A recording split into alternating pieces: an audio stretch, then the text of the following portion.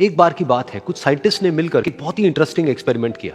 उन्होंने क्या किया कि एक बहुत बड़ा सा पिंजरा लिया, उसके अंदर 5 बंदरों को रख दिया और वहां पर एक सीढ़ी लगा दी। उस सीढ़ी के टॉप पर कुछ केले रख दिए।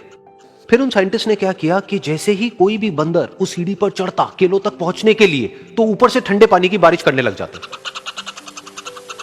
तो जैसे ही वो ठंडा पानी गिरता उस बंदर के ऊपर जो कि सीढ़ी पर चढ़ रहा था, वो फटाफट से नीचे आता तो पानी बंद हो जाता।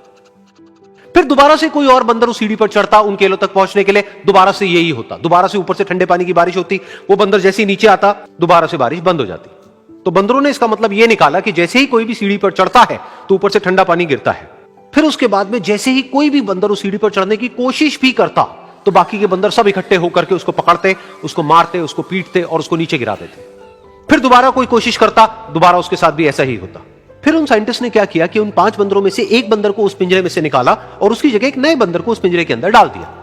अब उस बंदर को नहीं पता था कि यहां पर क्या खेल चल रहा है। उसको जैसे ही सीढ़ी के ऊपर वो केले नजर आए, वो फटाफट से उस सीढ़ी के ऊपर चढ़ने लगा।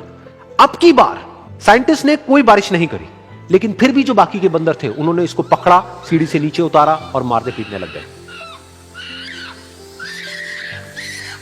इस बंदर को समझ नहीं आया कि मेरे को क्यों मारा जा रहा है, तो उसने दोबारा कोशिश करी। जैसे उसने दोबारा कोशिश करी, दोबारा से उन 4 बंदरों ने वही किया। तो अब इस नए बंदर के दिमाग में क्या बैठ गया कि सीढ़ी पर चढ़ना मना है, अगर सीढ़ी पर चढ़ते हैं तो मार पड़ती है। उस सीढ़ी पर चढ़ना क्यों मना है और क्यों मार पड़ती है वो उसको नहीं पता था, बट उसके दिमाग में यह बैठ गया कि इस सीढ़ी पर नहीं चढ़ना है, ना किसी को चढ़ने देना है।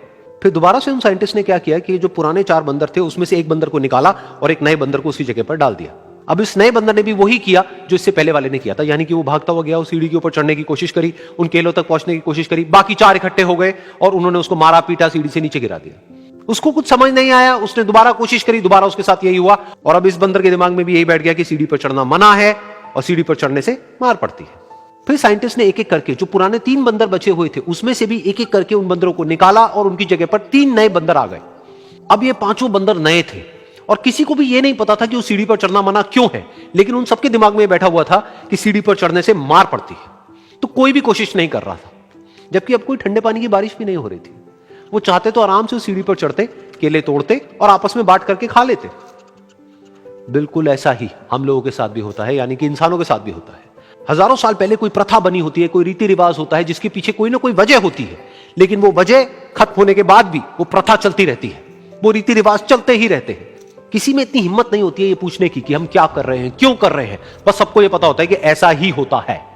तो वो एक्सपेरिमेंट जिसके बारे में अभी मैंने आप लोगों को बताया, यानी कि वो बंदरों का एक्सपेरिमेंट, उसमें तो बेचारे बंदर हैं, जानवर हैं, उनको नहीं पता है कि क्वेश्चन कैसे पूछते हैं। लेकिन अगर हम इंसान होने के बावजूद भी क्वेश्चन ना करें तो हमारे में और जानवरों में क्या फर्क है, सोचिए।